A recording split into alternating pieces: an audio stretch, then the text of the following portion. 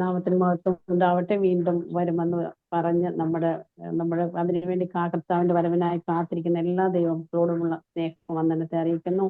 ഈ കൂട്ടായ്മയിൽ കടന്നു വരുവാനും ഈ കൂട്ടായ്മയിലെ ദൈവമക്കളോടൊപ്പം ചേർന്നിരുന്ന് അല്പസമയം പ്രാർത്ഥിക്കുവാനും പാടുവാനും ആരാധിക്കാനും ഇതോടൊപ്പം കർത്താവിന്റെ മാറ്റമില്ലാത്ത വചനം പറയുവാനായിട്ട് കർത്താവ് തന്ന അനുഗ്രഹിക്കപ്പെട്ട നിമിഷങ്ങൾക്കായി നന്ദി പറയുന്നു.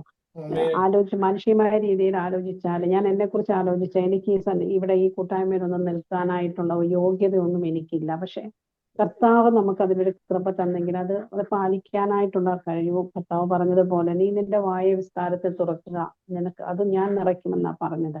ആ ഒരു വിശ്വാസത്തോടു കൂടി കർത്താവിന്റെ സന്നിധിയിലായിരിക്കാൻ കർത്താവ് സഹായിച്ചതിനായി നന്ദി പറയുന്നു. ഈ കൂട്ടായ്മയില് എന്നെ അതിനായിട്ട് സംസാരിക്കാൻ അല്ലെങ്കിൽ ദൈവജനത്തോട് ആയിട്ട് നിൽക്കാനായിട്ടൊരു പ്രേരണ തന്ന എന്നെ ഈ കൂട്ടായ്മയിൽ അതിനുള്ളൊരു ധൈര്യം തന്ന ദേവദാസൻ ജോണൈസത്ത് പാസ്റ്ററേയും കുടുംബത്തെയും അനുഗ്രഹിച്ച് പ്രാർത്ഥിക്കുന്നു. തീർച്ചയായിട്ടും കർത്താവ് എന്താണ് ഉദ്ദേശിക്കുന്നത് ഇന്ന് ഈ ദൈവമക്കളോട് പറയുവാനായിട്ട് അല്ലെങ്കിൽ ദൈവമക്കളോട് സംസാരിക്കുവാനായിട്ട് എന്താണ് ഉദ്ദേശിക്കുന്നത് എന്നുള്ളത് കർത്താവ് എൻ്റെ നാവിലൂടെ തരുവാൻ വേണ്ടി ദൈവമക്കൾ എനിക്ക് വേണ്ടി പ്രാർത്ഥിക്കണം.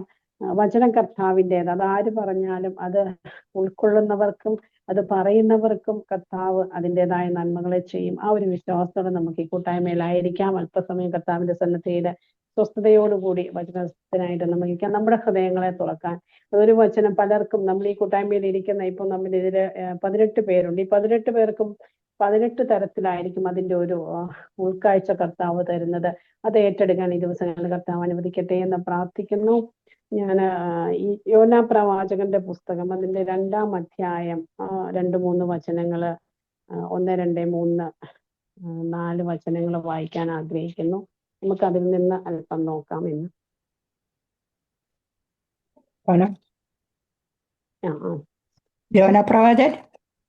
യോനാ പ്രവാചകന്റെ പുസ്തകം 2-ാം അധ്യായം 1, 2, 3, 4 വാക്യം. യോന മത്സ്യത്തിന്റെ വയറ്റിൽ വെച്ച് തൻ്റെ ദൈവമായ യഹോവയോട് പ്രാർത്ഥിച്ചു പറഞ്ഞതെന്തെന്നാൽ, ഞാൻ എൻ്റെ കഷ്ടത നിമിത്തം യഹോവയോട് നിലവിളിച്ചു, അവൻ എനിക്ക് ഉത്തരമരുളി. ഞാൻ പാതാളത്തിൻ്റെ വയറ്റിൽ നിന്നും അയ്യം വിളിച്ചു, നീ എൻ്റെ നിലവിളി കേട്ടു.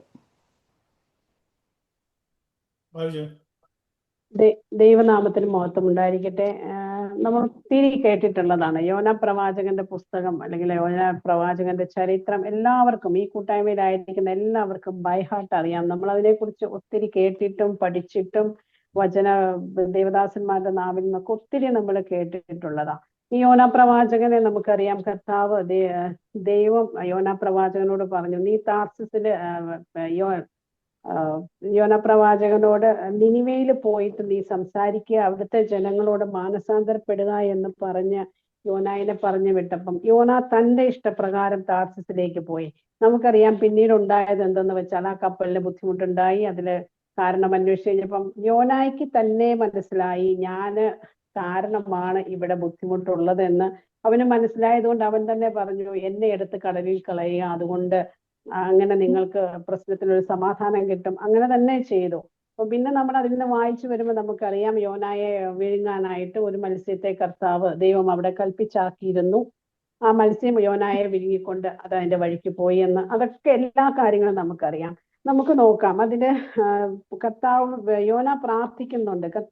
ഈ മത്സ്യത്തിന്റെ വയറിനുള്ളിലേക്ക് കടന്നു വന്നപ്പം നമ്മൾ ആ ചാപ്റ്ററിന്റെ ഈ 2-ാമത്തെ അധ്യായത്തെ നമ്മൾ മൊത്തമായിട്ടൊന്ന് നോക്കിയാല് നമുക്കറിയാം യോന പ്രവാചകൻ ഈ മത്സ്യത്തിന്റെ ഉള്ളിൽ കടന്നു കഴിഞ്ഞപ്പം അറിയാം എന്തുമാത്രം അതിന്റെ വലിപ്പം ഉണ്ടെന്നുള്ളത് നമുക്കറിയാം. ഒരു മത്സ്യത്തിന് എത്രയായി പറഞ്ഞാൽ ഒരു മനുഷ്യന് അതിന്റെ അകത്ത് കയറി കഴിഞ്ഞാല് ബാക്കി എത്ര സ്ഥലമുണ്ടെന്നുള്ളത് നമുക്ക് വ്യക്തമായിട്ട് അറിയാം. അപ്പോൾ ആ ഇല്ലാത്ത സ്ഥലത്ത് ആ ഉള്ള ഇടുങ്ങിയ സ്ഥലത്തേക്ക് കടന്നു വന്നപ്പം യോനാ പ്രവാചകൻ തന്നെ തിരിച്ചറിഞ്ഞു. തൻ്റെ പ്രവർത്തികളുടെ പ്രശ്നങ്ങളില് താൻ ചെയ്തതിന്റെ തെറ്റിന്റെ വലിപ്പം എന്താണെന്ന് തിരിച്ചറിഞ്ഞ യോനാ പ്രവാചകൻ അവിടെ കിടന്ന് ഭയങ്കര ടെൻഷനാ. കാരണം ഇതിന് പുറത്തു വരുമോ, അകത്ത് തന്നെ കിടക്കുമോ, ഞാൻ മരിച്ചു പോകുമോ എന്നുള്ള ഭീതി എല്ലാം ഉള്ളിലുള്ളപ്പോഴും യോനായ്ക്ക് തൻ്റെ തെറ്റ് മനസ്സിലായി.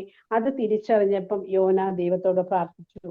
നമുക്കറിയാം യോന മത്സ്യത്തിന്റെ ഉള്ളിൽ കിടന്ന് അയ്യം വിളിച്ചു. അയ്യം വിളിക്കാന്ന് പറഞ്ഞാൽ അവിടെ കിടന്ന് അയ്യോ പത്തോ എന്ന് നമ്മൾ വിളിക്കുന്നത്, നമ്മൾ ഇന്നത്തെ കാലത്ത് ചിന്തിച്ചാൽ നമുക്കറിയാം വേറെ ഒരു മാർഗവും ഇല്ലാത്തത് വന്നപ്പം ആ അയ്യംവിളി എന്ന് പറയുന്നത് കർത്താവിന്റെ സന്നിധിയിലുള്ള ആത്മാർത്ഥത നിറഞ്ഞ ഒരു പ്രാർത്ഥനയാണ് അന്ന് യോന അവിടെ കഴിച്ചത്.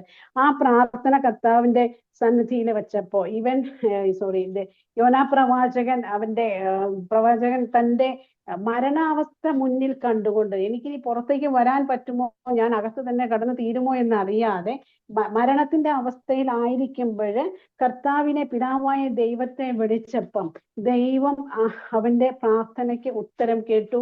നമുക്കറിയാം, പിന്നെ വായിക്കുമ്പോൾ പറയാം, യോനാ പ്രവാചകൻ മത്സ്യത്തോട് ദൈവം കൽപ്പിച്ചു, മത്സ്യം യോനായെ കരയ്ക്ക് ഛർദ്ദിച്ചു കളഞ്ഞു എന്നാ പറയുന്നേ. നാം ഈ ചിന്തയിലേക്ക് കടന്നു വരുമ്പോൾ നമുക്ക് ഗാഠമായി ഇതിലേക്ക് ചിന്തിക്കുമ്പോൾ നമുക്കറിയാം, രക്ഷ എന്ന് പറയുന്നത് ദൈവത്തിൽ നിന്നാ വരുന്നേ. ആ രക്ഷ ദൈവത്തിൽ നിന്ന് വരുന്നത് പലപ്പോഴും നമുക്കറിയാം, നമ്മുടെ ചുറ്റും ആയിരിക്കുന്നവരെ പലരും രക്ഷയിലേക്ക് കടന്നു വരാത്തവരെ അവരെ അതിലേക്ക് കൊണ്ടുവരാനുള്ള ഒരു മാധ്യമമായിട്ട്, ഇപ്പൊ ദേവദാസൻ പറഞ്ഞു, അണ്ണാൻ കുഞ്ഞിനും തന്നാലായത് തന്നെ ഒരു മാധ്യമമായിട്ട് നമ്മൾ ഓരോരുത്തരും ഇറങ്ങണം. കാരണം നമ്മളല്ലാതെ വേറെ ആരാ കർത്താവിന്? നമുക്കറിയാം, ഞാനൊക്കെ മിഷൻ ലീഗിന്റെ സമയത്തൊക്കെ ചർച്ചിൽ അവിടെ പഠിക്കുന്ന സമയത്ത് ഒരു പാട്ടുണ്ടായിരുന്നു, എനിക്ക് കൈകളില്ല നിങ്ങളാണ് എൻ്റെ, അതായത് ദൈവമേ നിനക്ക് കൈകളില്ല ഭൂമിയിൽ പ്രവർത്തിക്കാൻ, എൻ്റെ കൈകളാണ് നിനക്കുള്ളത്, കാലുകളില്ല എൻ്റെ കാലുകളാണ് നിനക്കുള്ളത്, നാവില്ല ഞാൻ എൻ്റെ നാവാണ് നിനക്ക് വേണ്ടി. അതായത് ദൈവത്തിന് സംസാരിക്കാന്, ദൈവത്തിന് പ്രവർത്തിക്കാന് നമ്മളെ ഉള്ളൂ. നമ്മുടെ ശരീരം, നമ്മുടെ മനസ്സ്, നമ്മുടെ ഹൃദയം എല്ലാം കർത്താവിന് വേണ്ടി ഈ ലോകത്തിന്റെ പ്രയോജനപ്പെടുത്താൻ വേണ്ടി കർത്താവ് തന്നതാ. അപ്പൊ നമ്മുടെ അടുത്തുള്ളവരോട് ദൈവത്തിന്റെ രക്ഷയെ കുറിച്ച് ഞാൻ കഴിഞ്ഞ ദിവസം പറഞ്ഞു, എന്റെ ചേച്ചിയുടെ മോള്, ഞാൻ പറഞ്ഞതിന്റെ കാരണം ചേച്ചിയുടെ മോളെ വിഷമമുണ്ട്, പക്ഷെ എങ്കിലും അവിടെ കർത്താവിന്റെ പ്രവൃത്തിയാണ് ഞാൻ പറയുന്നത്. അവൾ ആത്മഹത്യ ചെയ്യാൻ വേണ്ടി തയ്യാറായിട്ട് UK ജോലി ചെയ്യുന്ന വ്യക്തിയാ, ലക്ഷങ്ങൾ ശമ്പളം മേടിക്കുന്ന വ്യക്തിയാ.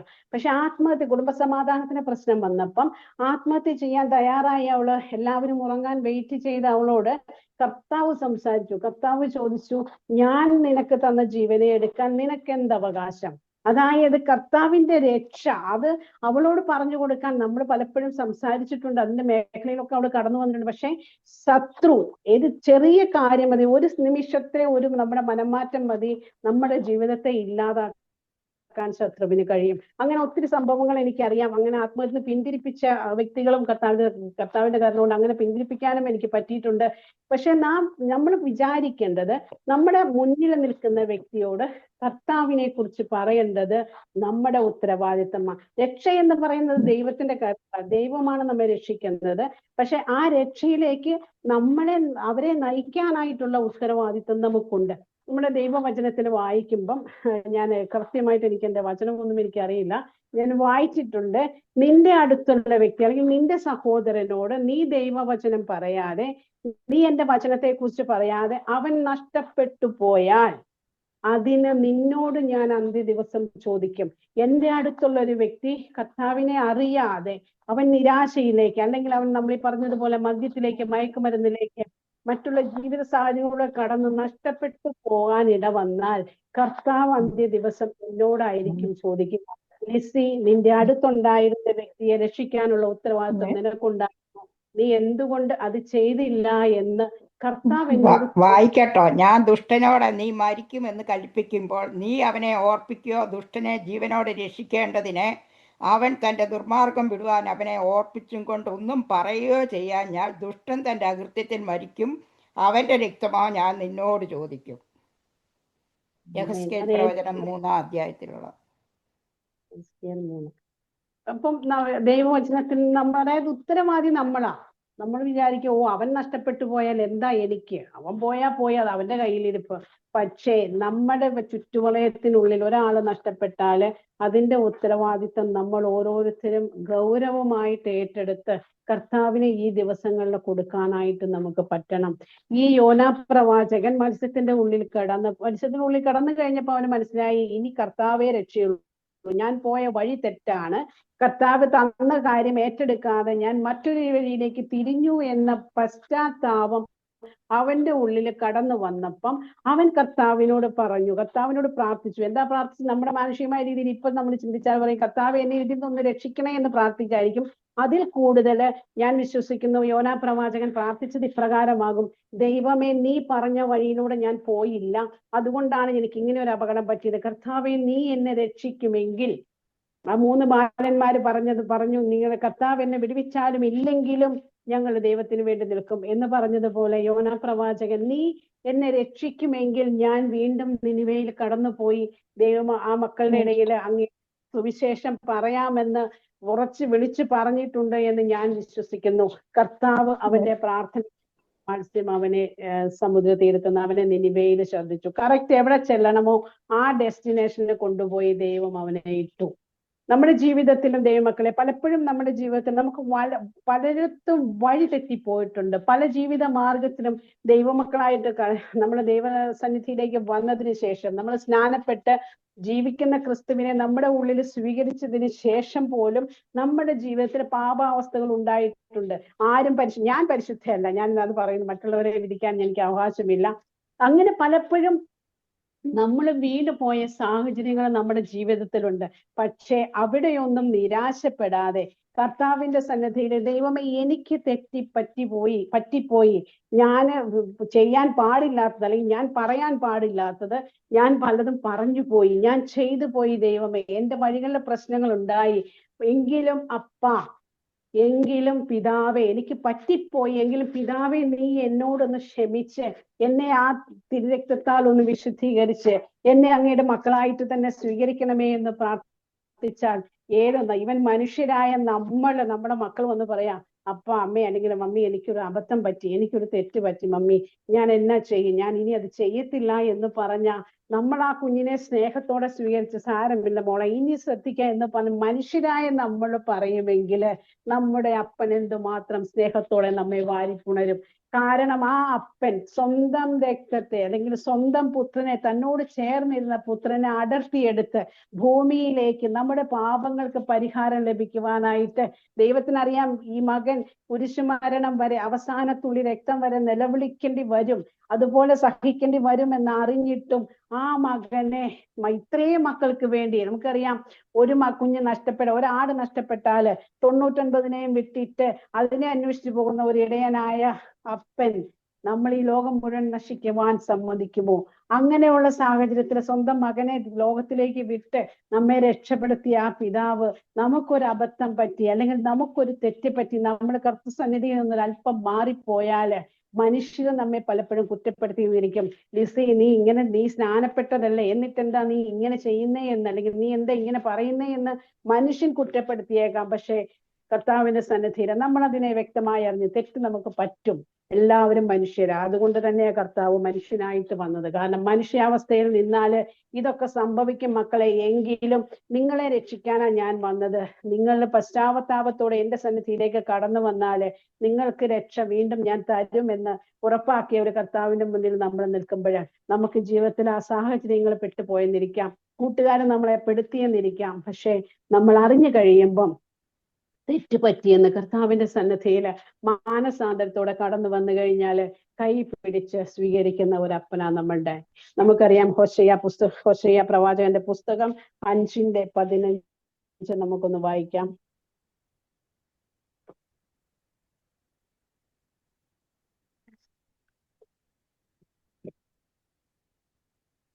ഹോശയ്യ പ്രവാചകന്റെ പുസ്തകം അതിന്റെ 5-ാം അധ്യായം 15-ാം വാക്യത്തില് ഇപ്രകാരം പറയുന്നു: അവർ കുറ്റമേറ്റു പറഞ്ഞ് എൻ്റെ മുഖം അന്വേഷിക്കുവോളും ഞാൻ മടങ്ങിപ്പോയി എൻ്റെ സ്ഥലത്തിരിക്കും. കഷ്ടതയിൽ അവർ എന്നെ ജാഗ്രതയോടെ അന്വേഷിക്കും. ആമേൻ. കർത്താവിന് മഹത്വം. കർത്താവ് പറയുന്നു, കർത്താവിനെ ഉപേക്ഷിച്ച്, നമുക്ക് അതിന്റെ ബാക്കി ഹിസ്റ്ററി വായിച്ചു കഴിഞ്ഞാൽ നമുക്കറിയാം എന്തുകൊണ്ടാണ് ഇസ്രായേൽ മക്കൾ, അല്ലെങ്കിൽ എഫ്രൈം പല ഗോത്രങ്ങൾ കർത്താവിനെ വിട്ടുപോയി പാപവും തെറ്റുമൊക്കെ ചെയ്തു. എങ്കിലും കർത്താവ് അവിടെ പറയുന്നു, അവർ കുറ്റമേറ്റു പറഞ്ഞ് എൻ്റെ മുഖം അന്വേഷിക്കുവോളം ഞാൻ മടങ്ങിപ്പോയി എൻ്റെ സ്ഥലത്ത് ഇരിക്കും.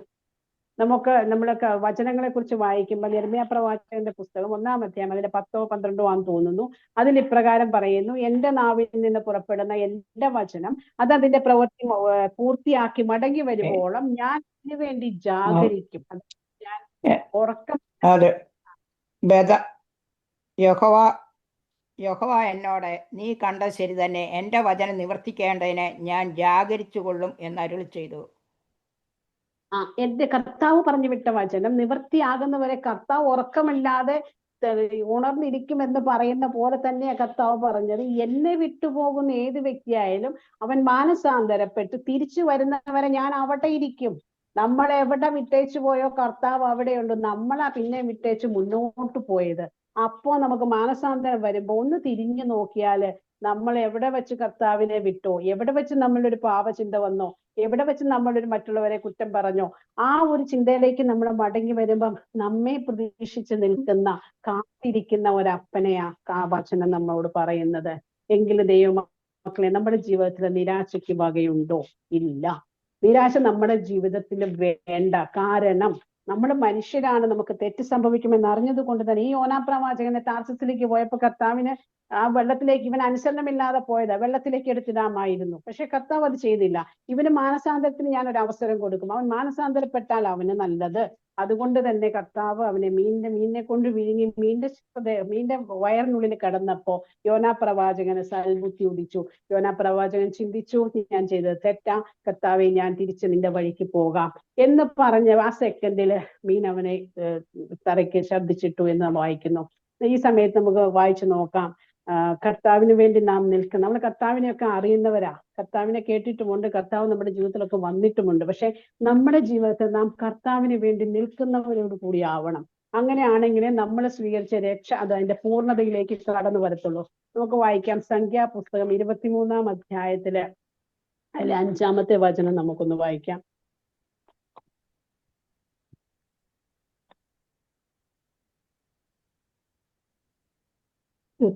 എന്നാറേ യഹോവ ഒരു വചനം ബിലെയാമിന്റെ നാവിന്മേലാക്കിക്കൊടുത്തു. നീ ബാലാക്കിന്റെ അടുക്കൽ മടങ്ങിച്ചെന്ന് ഇപ്രകാരം പറയണമെന്ന് കൽപ്പിച്ചു. അമ്മേൻ, ദൈവനാമത്തിന് മാത്രം ഉണ്ടായിരിക്കട്ടെ. ബാലാക്കിന്റെ കയ്യിൽ ബാലാക്ക് ബിലെയാം പ്രവാചകനോട് ഇസ്രായേൽ മക്കളെ ശപിക്കാൻ വേണ്ടി അതിന്റെ ബാക്ക്ഗ്രൗണ്ട് ഒക്കെ നമുക്ക് എന്നെക്കാൾ കൂടുതൽ എല്ലാവർക്കും അറിയാം, ഈ കൂട്ടായ്മയിലുള്ള ഞാൻ വിശ്വസിക്കുന്നു. ബിലെയാമിനോട് പറഞ്ഞു, നീ ചെന്നിട്ട് ഈ ജനങ്ങളെ ഞങ്ങൾക്ക് ചുറ്റും വളഞ്ഞിരിക്കുന്നു, അവരെ നീ ശപിക്കണം. അവരെ ശപിക്കണം എന്ന് പറഞ്ഞ് ബാലാക്ക് തന്റെ അനുയായികളെ കുറച്ചുപേരെ കുറെ സമ്പത്തും കുറെ ധനങ്ങളൊക്കെ ആയിട്ട് ബിലെയാമിന്റെ കുടത്തിൽ പറഞ്ഞു വിട്ടപ്പോ അദ്ദേഹം അവരെ സ്വീകരിച്ച് വീട്ടിലിരുത്തി. നമുക്കറിയാം, ആവശ്യമില്ലാത്ത കാര്യങ്ങൾ നമ്മൾ വെറുതെ എടുത്ത് നമ്മുടെ കയ്യിൽ വെക്കാൻ പാടില്ല. ഈ ബിലെയാമിൻ ആൾക്കാരെ എല്ലാം വിളിച്ചിരുത്തി കർത്താവിന്റെ അടുത്ത് അവൻ പറഞ്ഞു, ഞാൻ ദൈവത്തോട് പ്രാർത്ഥിക്കുമ്പോൾ ദൈവം അതിന് ഉത്തരം തരും, അതനുസരിച്ച് ഞാൻ പറയാമെന്ന് പറഞ്ഞു. ഒന്ന് പ്രാർത്ഥിച്ചപ്പോൾ കർത്താവ് ചോദിച്ചു, നീ എന്തിനാ ഇവിടെ എടുത്തിരിക്കുന്നത്, നീ അവരെ പറഞ്ഞു വിട്. കർത്താവിന്റെ വചനം ഇവൻ കേട്ടു, പറഞ്ഞു വിട്ടു. വീണ്ടും കുറച്ച് കൂടുതൽ ധനത്തോടു കൂടി അടുത്ത സെക്ഷൻ ആൾക്കാരെ പറഞ്ഞു വിട്ടു, അവരെയും ഇതിൽ സ്വീകരിച്ചു. ഇത് സ്വീകരണം വീട്ടിൽ സ്വീകരിച്ച് താമസിപ്പിച്ചപ്പോ ദൈവത്തിന് ദേഷ്യം വന്നു. ദൈവം ക്രൂധനായി എന്ന് നാം വായിക്കുന്നുണ്ട്. അതിനുശേഷം 3-ാമത്തെ വ്യക്തിക്ക് ബാലാക്ക് പറഞ്ഞു വിട്ടു. കൂടുതൽ സമ്പാദ്യമായി വന്നപ്പോൾ അവരെയും സ്വീകരിച്ച് അവസാനം ഇവൻ തീരുമാനിച്ചു, ദൈവം പറഞ്ഞു, ക്ഷമ കെട്ടിട്ട് ദൈവം പറഞ്ഞു, നീ പൊയ്ക്കോ. അതുവരെ പറഞ്ഞു നീ പോകണ്ട എന്ന് പറഞ്ഞ ദൈവം ബിലെയാമിനോട് പറഞ്ഞു, നീ പൊക്കോ എന്ന് പറഞ്ഞു വിട്ടു. ദൈവമക്കളെ, നമ്മുടെ ജീവിതത്തിലേക്ക് നമ്മൾ നോക്കിക്കഴിഞ്ഞു കഴിഞ്ഞാല് നമ്മുടെ ജീവിതത്തിൽ ആവശ്യമില്ലാത്ത പലതും നമ്മൾ മേടിച്ചു വെച്ചിട്ടുണ്ട്. ആവശ്യമില്ലാത്ത പലരെയും നമ്മുടെ ജീവിതത്തിൽ നാം എടുത്തു വെച്ചിട്ടുണ്ട്. അവരെയൊക്കെ നമ്മുടെ ജീവിതത്തിൽ നിന്ന് കളയേണ്ടവരെ കാണും. നമുക്കറിയാം, ഇന്നത്തെ നമ്മുടെ ഫോണ് നോക്കി കഴിഞ്ഞാല്, ഞാൻ വിശ്വാസത്തിലേക്കൊക്കെ വരുന്നതിന് മുമ്പ് ഫോണില് ഇഷ്ടംപോലെ കാണുന്നവരോടൊക്കെ സംസാരിക്കാൻ ഭയങ്കര ആഗ്രഹം, എല്ലാവരോടും സംസാരിക്കും, നല്ലതും ചീത്തയൊക്കെ സംസാരിക്കും. പക്ഷെ കർത്താവിന്റെ രക്ഷയിലേക്ക് വന്നപ്പം നമുക്ക് മനസ്സിലായി, നമ്മുടെ ജീവിതത്തിന് തടയിടുന്ന കുറച്ച് പേരുണ്ട്, അവരെ നമുക്ക് വേണ്ട എന്ന് വെച്ചപ്പം പല കോണ്ടാക്ട്സും, ഞാനെന്നല്ല ഈ കൂട്ടായ്മയിലുള്ള എല്ലാവരും തന്നെ പല കോണ്ടാക്ട്സും നമ്മൾ കട്ട് ചെയ്ത് കളഞ്ഞിട്ടുണ്ട്. കാരണം നമ്മുടെ ജീവിതത്തിൽ ഇവരൊന്നും ഉപകരിക്കപ്പെടത്തില്ല, ഇവരൊക്കെ നമുക്ക് നഷ്ടത്തിനെ ഉണ്ടാവുമെന്ന് അറിഞ്ഞപ്പം ഇവരെയൊക്കെ നമ്മൾ എടുത്തു കളഞ്ഞു. അതുപോലെ തന്നെ ആവണം ഇപ്പോഴും നമ്മുടെ ജീവിതത്തിൽ അത് പലതാവാം, പല മോഹങ്ങളാവാം, പല വ്യക്തികളാവാം, പല ജീവിത സാഹചര്യങ്ങളാവാം, പലതുമാവാം. എന്താണെങ്കിലും നമുക്കറിയാം അതെന്താണെന്ന്. അത് നമ്മുടെ ജീവിതത്തിൽ നിന്ന് എടുത്ത് നാം പുറത്ത് കളയണം. അല്ലെങ്കിൽ നമുക്കറിയാം, ബിലെയാമിന് അവസാനം ഉണ്ടായ കാര്യം എന്താണെന്നറിയാം.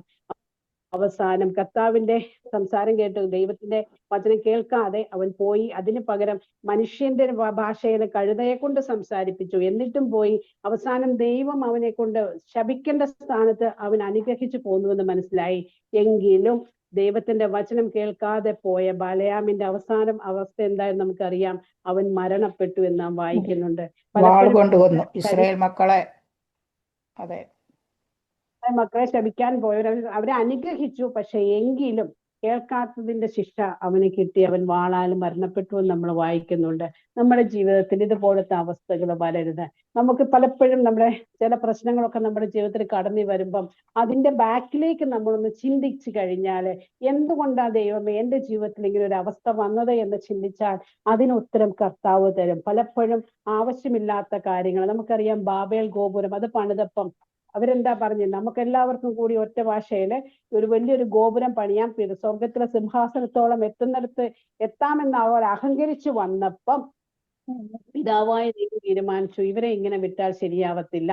ആ അഹങ്കാരത്തിന്റെ പ്രശ്നം വന്നപ്പോ കർത്താവ് അവരുടെ ഭാഷയെ ചിതറിച്ചു എന്നാ പറയുന്നേ. ഇന്ന് നമ്മുടെ ജീവിതത്തിലായാലും വ്യക്തമായി കാണാം. ഈ ദിവസങ്ങളിലൊക്കെ എന്നോട് എൻ്റെ ഹസ്ബൻഡ് എപ്പോഴും ചോദിക്കും, എടി നീ വിശ്വാസത്തിലേക്ക് പോയിട്ട് എന്നതാ കാണുന്നത്? ഇവിടെ കാണാം IPC-ക്കാര്, ഞാനൊരു സഭയെ പറയുന്നതല്ല, അവർ കണ്ടത് എന്നോട് പറഞ്ഞത് കൊണ്ട് പറയുന്നതാ. IPC-ക്കാര് എന്ത് അടിയാ വെക്കുന്നേ, എന്തുമാത്രം ചീത്തയാ. അപ്പൊ ഞാൻ അപ്പോ ഓർത്ത ഒരേ ഒരു കാര്യമാ, ഓരോരുത്തരും അധികാരത്തിന് വേണ്ടി അല്ലെങ്കിൽ അതുപോലുള്ള സാഹചര്യം, അത് ഏത് സഭയിലാവാം, കത്തോലിക്ക സഭയിലാവാം, മർത്തോമയിലാവാം, ഹിന്ദുയിസം മുസ്ലിം എത്രയാണെങ്കിലും അധികാരത്തിന് വേണ്ടി ആളുകൾ മുന്നോട്ട് വരുമ്പം അവിടെ പ്രശ്നങ്ങൾ ഉണ്ടാവും. ഇന്ന് ആ സഭയിലെ അടിപൊളി ബഹളങ്ങളൊക്കെ കൂടിയ കഥകൾ കേട്ടിട്ടുണ്ട്. ഞാൻ വായിച്ചിട്ടില്ല, എന്നോട് ഹസ്ബൻഡ് പറഞ്ഞ മാത്രമേ എനിക്ക് അറിയത്തുള്ളൂ. അതുപോലെ ഏത് ദേശം നമുക്കറിയാം, അന്തചിത്രമുള്ള ഭവനങ്ങൾ നശിപ്പിക്കപ്പെടും എന്ന് കർത്താവ് പറഞ്ഞെങ്കിൽ നമ്മൾ ഒരേ മനസ്സോടെ, ഈ കൂട്ടായ്മയിലായിരിക്കും ഏകദേശം നമുക്കറിയാം, ഒരേ മനസ്സോടെ പ്രാർത്ഥിക്കുന്നവര്, ഒരേ ചിന്താഗതിയുള്ളവർ, ഇനി എന്തെങ്കിലും ഒരു തെറ്റ് നമുക്ക് പറ്റിയാലും നമ്മുടെ ദൈവദാസൻ അത് പറഞ്ഞു തരും. വ്യക്തിപരമായിട്ടാ പറയുന്നേ, സമൂഹത്തിലും അല്ല പറയുന്നത്. നമുക്കറിയാം കർത്താവ് കാണാൻ സമറിയാക്കാരി സ്ത്രീയുടെ അടുത്ത് പോയി. അവിടെ കർത്താവിനറിയാം അവൾ അവിടെ വരുന്ന സമയം ഒറ്റയ്ക്ക് ഉച്ചയ്ക്ക് അവളും വരുന്നത് അങ്ങനെയാ. കാരണം ഒരു സ്ത്രീ പല ഭർത്താക്കന്മാരുടെ കൂടെ ജീവിച്ച ഒരു സ്ത്രീ പൊതുവേദിയിലേക്ക് കടന്നു വരുമ്പം അത് എല്ലാവരും ഉള്ളിടത്തേക്ക് വരാൻ അവൾ ഇഷ്ടപ്പെടത്തില്ല.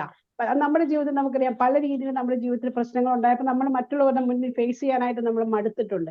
അപ്പം അങ്ങനെ ഇരിക്കുന്ന സമയത്ത് ഈ സമറിയാക്കാരി സ്ത്രീ ആ സമയത്ത് അവിടെ വരുവോളെന്ന് അറിയാം. അതുകൊണ്ട് കർത്താവ് കൃത്യമായിട്ട് അവിടെ ആ സമയത്ത് ചെന്നു. അതിനേക്കാൾ കൂടുതൽ തന്റെ കൂടെ ഉണ്ടായിരുന്ന ശിഷ്യന്മാരെ കർത്താവ് പറഞ്ഞ് ഭക്ഷണത്തിന് വേണ്ടി വിട്ടു. എന്തുകൊണ്ടാ? അവളോട് സംസാരിക്കുമ്പം അവള് മറ്റൊരാളുടെ മുന്നിൽ നിന്ദിക്കപ്പെടാൻ പാടില്ല. അത് എന്റെ ശിഷ്യന്മാരാണെങ്കിൽ പോലും അവളെ നിന്ദിക്കുന്ന, അവളുടെ മനസ്സിന് ബുദ്ധിമുട്ടുണ്ടാക്കുന്ന രീതിയിൽ അവളോട് സംസാരിക്കേണ്ട. ഞാനും അവളും തമ്മിലുള്ള സംസാരം അത് ദൈവസന്നിധിയിലുള്ളത് എന്നുള്ള ഉറച്ച മറ്റുള്ളവരുടെ മുന്നിൽ നിന്ദിക്കാത്ത മാതിരി ആ സമറിയാക്കാരി സ്ത്രീ മൂലം ആ ദേശത്തെ കർത്താവ് രക്ഷപ്പെടുത്തി എന്ന് പറഞ്ഞതുപോലെയാ. നമുക്കൊരു തെറ്റ് വന്നാലും നമ്മുടെ ദേവദാസൻ എന്നോട് പല കാര്യങ്ങൾ പറഞ്ഞിട്ടുണ്ട്, വ്യക്തിപരമായിട്ട് വിളിച്ച് പറയാ. കാരണം അത് മറ്റാരും കേൾക്കുകയല്ല. കാരണം മറ്റൊരാൾ കേൾക്കും, എന്നാലും പാസ്റ്റർ അവളെ കുറിച്ച് ഇങ്ങനെ പറഞ്ഞല്ലോ എന്ന് പറയുമ്പോൾ അതൊരു ബുദ്ധിമുട്ടുള്ള കാര്യമാണ്. അപ്പം അങ്ങനെ വ്യക്തിപരമായിട്ട് നമ്മുടെ ജീവിതത്തിലെ പ്രശ്നങ്ങളെ കർത്താവിന്റെ സന്നദ്ധിയിൽ തിരുത്തിത്തരാൻ നമുക്കൊരു ദേവദാസനെ ദൈവം തന്നിട്ടുണ്ട് എന്ന് പറഞ്ഞതുപോലെ തന്നെയാണ് നമ്മുടെ സഭകളിൽ അല്ലെങ്കിൽ നമ്മുടെ കുടുംബത്തില് ഒരു ബുദ്ധിമുട്ട് വന്നു കഴിഞ്ഞാൽ അതിനെ സ്വസ്ഥമായിട്ട് സംസാരിച്ച് പരസ്പരം തിരുത്തി അതിന് നല്ല രീതിയിൽ സംസാരിക്കുവാന്, നല്ല രീതിയിൽ അതിനെ എടുക്കുവാനായിട്ട് നമുക്ക് ഈ ദിവസങ്ങളിൽ സാധിക്കണം. നമ്മുടെ ഈ വചനങ്ങളൊക്കെ വായിച്ചു കഴിഞ്ഞാൽ നമുക്കറിയാം, സങ്കീർത്തനങ്ങൾ, യെശയ്യാ പുസ്തകം എല്ലാം വായിച്ചാല് എല്ലായിടത്തും കർത്താവിന്റെ സന്നിധിയില് വിഷമത്തോടെ, നിരാശയോടെ അല്ലാതെ വിഷമത്തോടെ, മനസ്താപത്തോടെ കർത്താവിനെ വിളിച്ചവരോട് കർത്താവ് കൃത്യമായിട്ട് മറുപടി പറഞ്ഞിട്ടുണ്ട്. നമ്മുടെ ജീവിതത്തിലാണെങ്കിലും ഈ ദിവസങ്ങളിൽ പ്രശ്നങ്ങളും ബുദ്ധിമുട്ടുകളും ഒക്കെ നമ്മുടെ ജീവിതത്തിൽ ഉണ്ടാവും. പക്ഷെ ദൈവമക്കളെ, ദൈവസന്നിധിയിൽ ഇരുന്നാല് നമുക്കറിയാം നമുക്ക് വേണ്ടി കാത്തിരിക്കുന്ന ഒരു അപ്പനാ.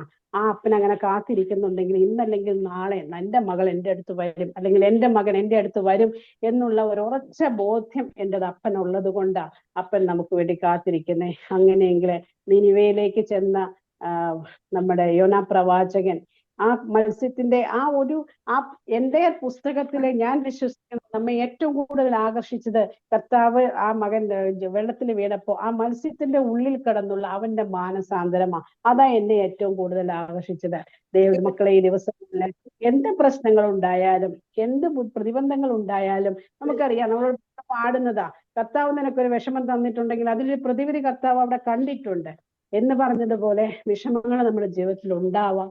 അത് മാനുഷികമായിട്ടാവാം, ആത്മീയതയിൽ ഉണ്ടാവാം, വിശ്വാസത്തിൽ പല രീതിയിലും ഉണ്ടാവാം. പക്ഷെ അതിലേക്ക് നിരാശപ്പെട്ടു പോകാതെ പ്രത്യാശയോടെ കർത്താവിന്റെ സന്നിധിയിൽ ഈ ദിവസങ്ങൾ നമുക്കായിരിക്കാം. കർത്താവിന്റെ സന്നിധിയിൽ നമ്മളൊന്ന് താഴ്ന്നു കൊടുത്താല് കർത്താവ് നമ്മളെ മനോഹരമായിട്ട് പൊക്കിക്കൊണ്ടു പോകുന്ന ഒരു ദൈവമാണ്. ആ അപ്പന്റെ മുന്നിലാണ് നമ്മൾ. നമുക്ക് മറ്റാരോടും നമുക്ക് കടപ്പാടില്ല.